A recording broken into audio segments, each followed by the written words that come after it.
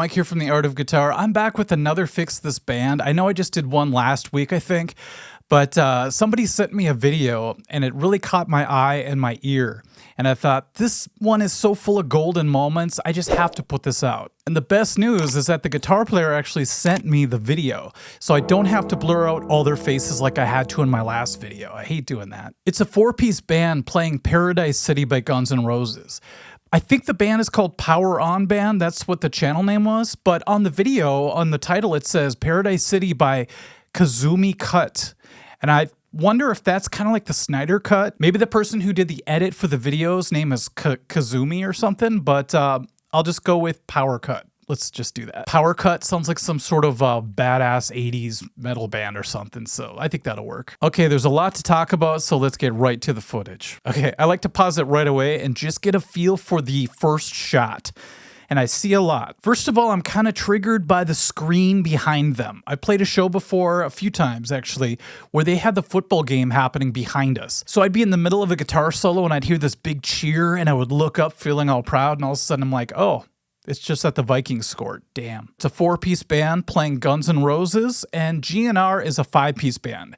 And live, they hire other people to do other parts, so it's going to be interesting to see how these guys fill the space. In my last video, that was the biggest problem, is that they only had one guitar player and they were trying to play The Cure. So I wasn't sure what to expect with this group, but we're going to find out. I love the drummer's drum kit. I love those acrylic clear kits. Those always looked stunning to me, so I actually bought a 5-piece not too long ago. And it's funny, I think he put a light inside the kick drum, which looks really cool, but it reminds me of when I was like 12 and my grandma bought me this like practice drum kit. It was made out of aluminum, and I stole my dad's work light from the garage and put it inside to illuminate it. And I think he yelled at me for doing that. I'm not sure, but it was worth it. And yes, we were called Steel Rage. And I don't care if it sounds like a Steven Seagal movie either. The guitarist looks like he has a pretty sweet pedal board. I believe the guitar player's name is Marty.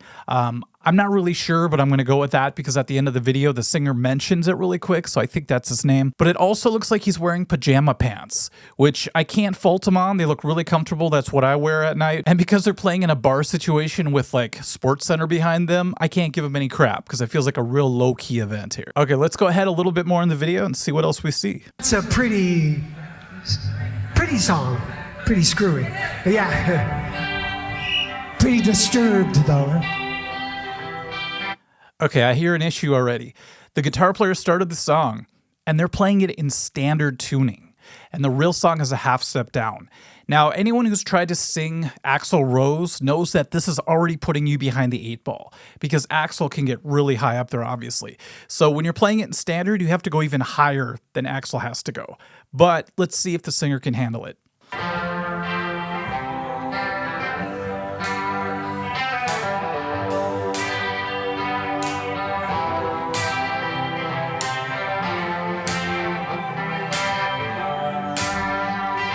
So I'm seeing an iPad up front and center, and it's making me a little bit nervous because I talk about this sometimes, that iPads on stage are kind of normalized now, but it depends how the person uses it.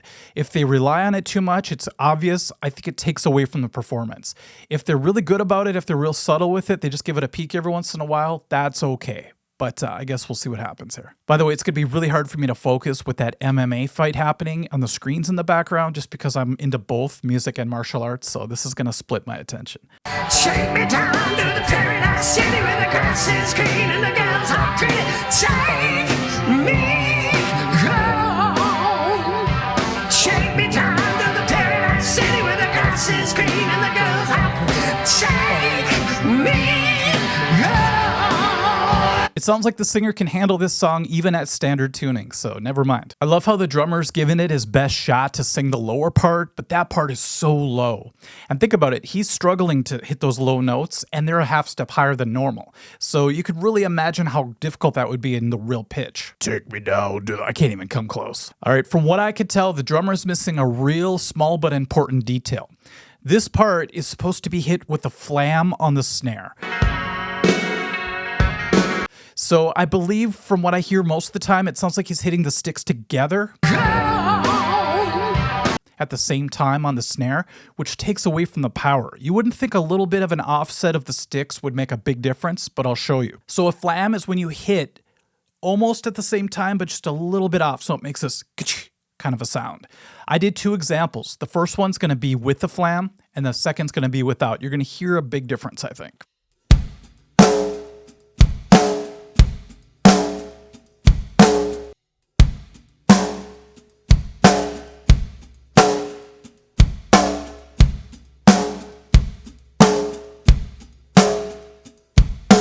So I would love it if the drummer started flamming there. I think it's going to make a huge difference on that part.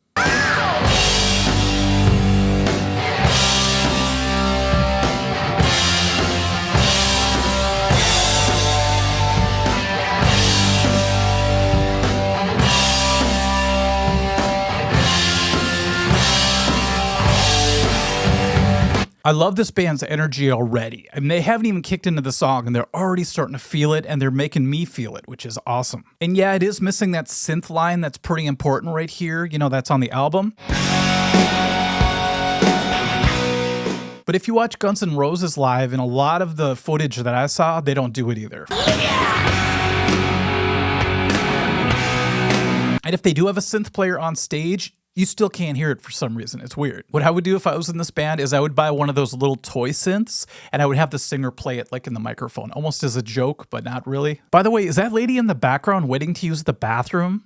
Like, is that the bathroom right there next to the stage? Because that wouldn't shock me. I played a few stages, actually one in particular that sticks in my brain, where the men's bathroom door was right behind me. And a few times during our set, I remember them opening the door and just catching a whiff, and it almost ended my night. I think it is funny, though, that they make people wait right there next to the band to go to the bathroom. It's crazy.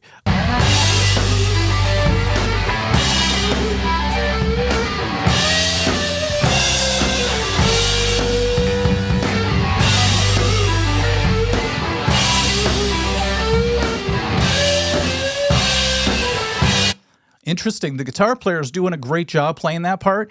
He elects, though, to go to the higher harmony, which is very interesting to me because this is the part I'm used to hearing.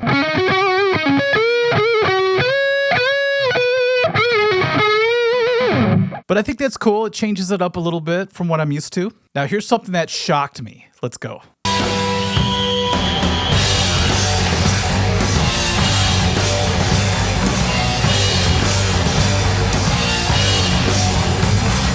The drummer actually did the whistle part. It's so funny. That's why I think having the little toy synth wouldn't be a big deal, because they have other props on stage. The guy has a freaking whistle around his neck for that part. That means they have to play at least one other song with a whistle in it just to make it worth it, I think. Maybe Fool in the Rain by Zeppelin would be a good one.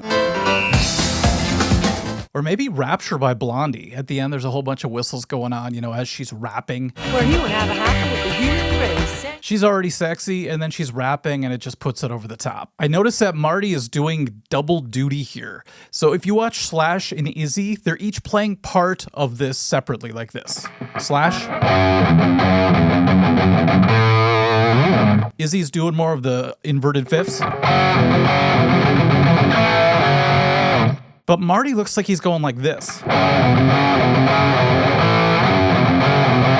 That's pretty tough to do, but he's pulling it off for the most part. It's a little bit more punk rock than the real version, but I kind of dig it, actually.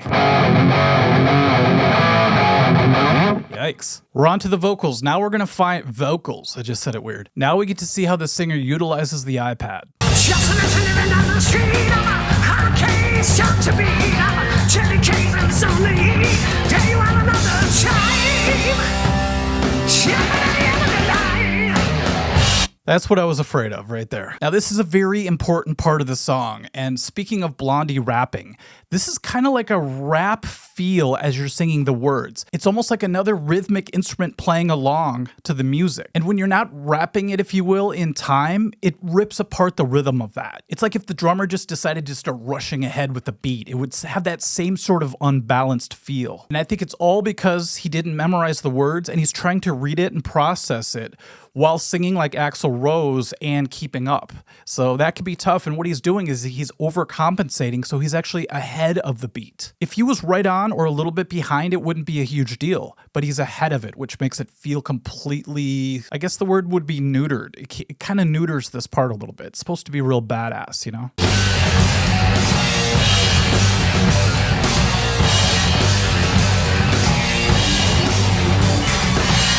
Okay, that time it sounded like Marty went to the Slash version.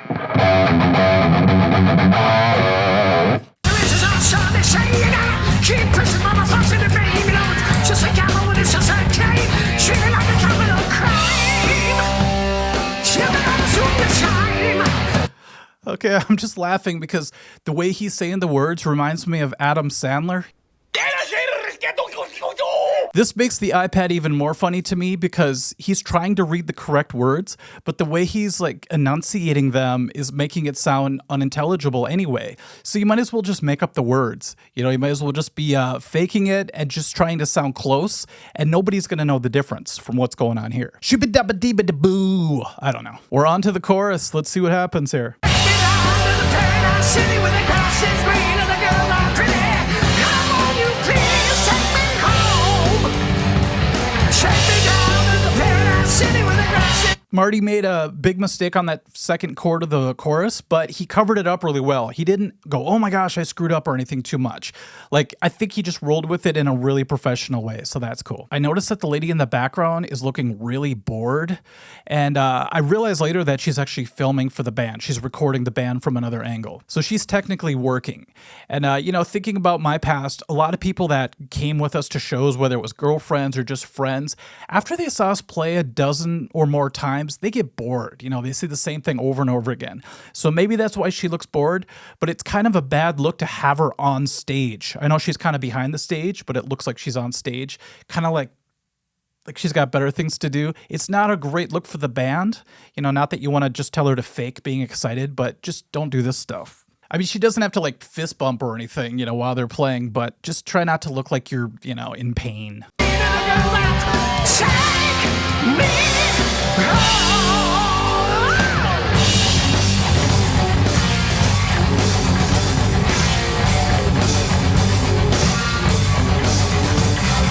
Something to tell the city can't save me. I'm here, can't quite remember. Something to this house and have to breathe. Tell me you'll never see. Show me we're gonna believe. Take me down to the paradise city. Grass is green and the girls are pretty. Okay, Marty, you already used up your get out of jail free card in that first chorus. You can't do the same mistake twice in one song. That's where you have to draw the line. You could tell too, he's like, damn it. So he knows as well as I do, you know, but sometimes you just get something stuck in your head and you just do it all the time. It's like embedded. You got to work that stuff out eventually. Looks like that lady is still standing back there waiting to use the bathroom. I feel bad for her. It's been like half a song already. Oh, yeah, yeah. Take me down to the paradise city where the grass is green and the girls are pretty. Oh, you please take me home. Okay, before we get to the solo part, I wanted to mention the bassist because I haven't yet. He's just kind of up there doing bassist kind of stuff. You know, he's holding down the fort. He's playing well. He looks cool. And the best part is he's smiling. It looks like he's having a good time. A lot of bands forget to do that. You know, when you're really focusing on your instrument, it's easy to have like a resting dick face, sometimes I say, when it comes to guys. Like you look like you're kind of mad, you know, you're playing, but really you're just focusing. This guy is proficient enough to where he can enjoy the music. He's playing, like I said, really well, and he looks like he's just a cool dude hanging out. That's a bass player's job. I think the only thing I would ask him to try is maybe another tone that he could balance with the tone he already has. Because if you listen with big speakers, he's taken up a lot of space sonically, and it gets to the point where when the guitar solo stuff comes in, the bass kind of gets lost a little bit or it doesn't cover enough space. So what would be really great is if he had something to give it a little bit of top end edge, just so it cuts through a little bit better. So maybe it could fill what a second guitar player would fill. Let's hear the first solo. It's kind of a mini solo.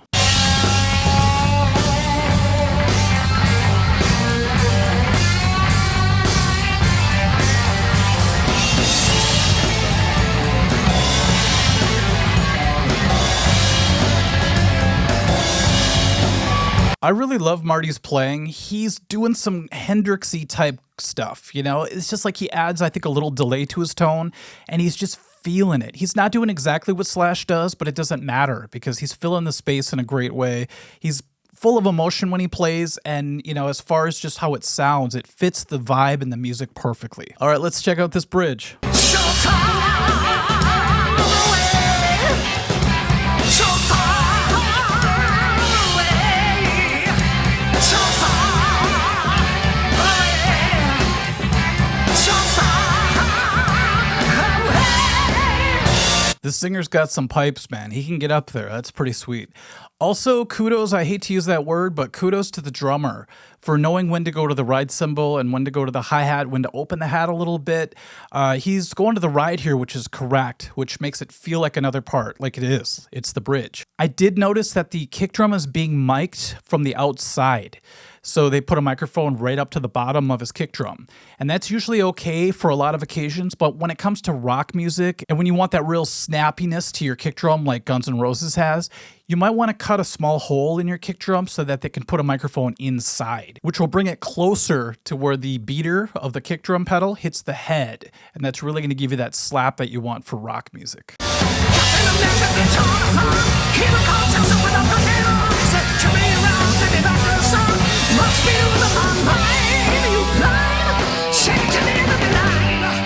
Okay, she could finally use the bathroom. Man, that took, what, how many minutes is that? Almost 4 minutes of waiting at the bathroom line. That sucks. At least she got to be up close and personal with the band, though.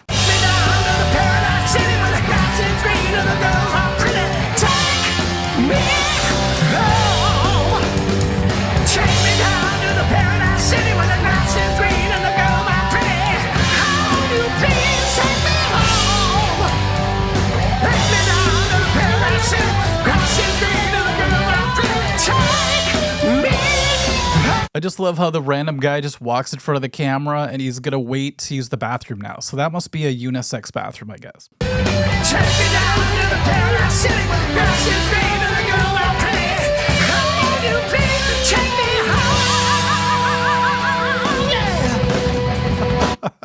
He's like, nope, I'm not waiting 4 minutes. See you later. It's good to be a guy sometimes. He's probably just going to go outside and pee next to the garbage cans or something. All right, we're at the big build up to the end of the song where it all speeds up and Slash's crazy solo happens. Let's see what they do.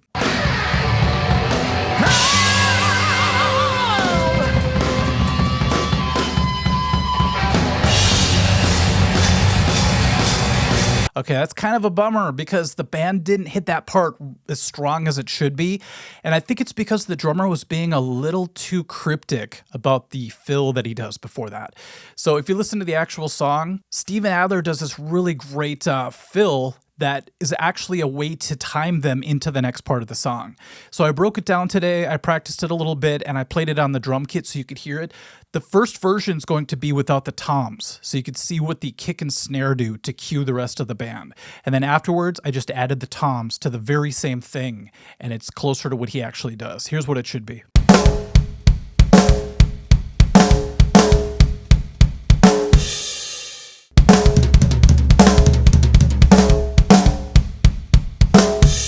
So if the drum fill was that definite, I think the band would have hit on that one beat really, really tight instead of just kind of guessing and sounding loose. Okay, let's go. It looks like the singer's doing laps around his stand. Kills me.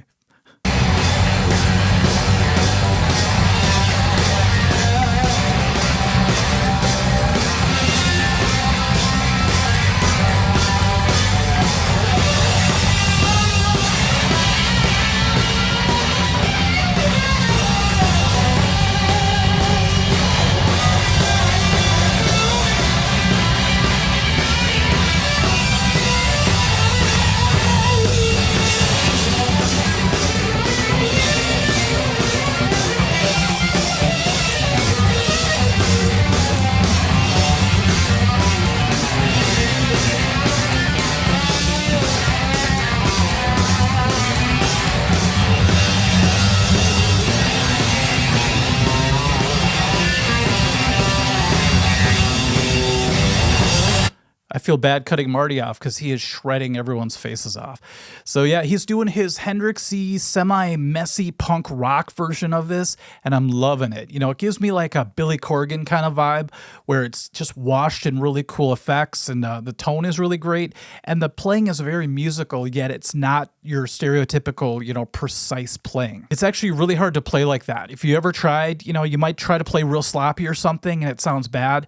This is playing a little sloppy, but sounding great. There's a big difference there. I love that the drummer is going to the crash cymbal to ride on. He's changing it up to build up this part. That's a really positive thing. Some drummers just sit there on the hi-hat, They get real monotonous, but this drummer's being very dynamic. I feel like there should be a big spotlight on Marty right now. But speaking of lights, it seems like they tuck the band in the back by the bathrooms. And by the way, it looks like they're next to the garbage cans too. The guy that walks by and just dumps his food in front of the band, that was a classic right there. But I think this bar should take 2 lights and aim them at the stage, because they look like they're in the back of a dark corner. Even though there's a screen and a few lights way in the back, I feel like we need something directed towards the band, because it just looks like they're hiding in the corner or something. Okay, let's bring Marty back to life here.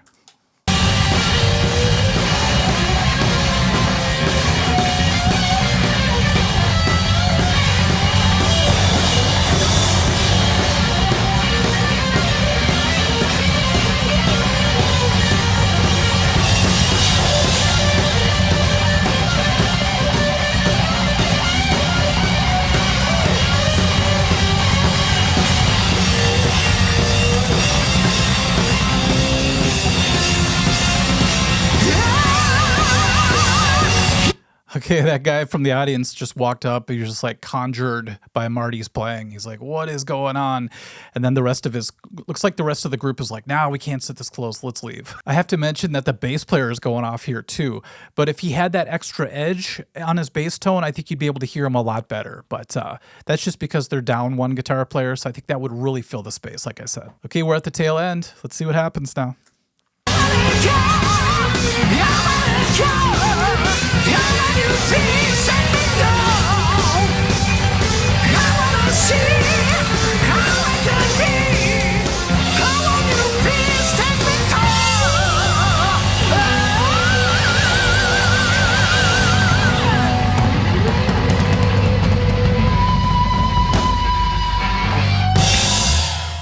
That's Marty Venus. Those high notes at the end were impressive that the singer was hitting. Very cool.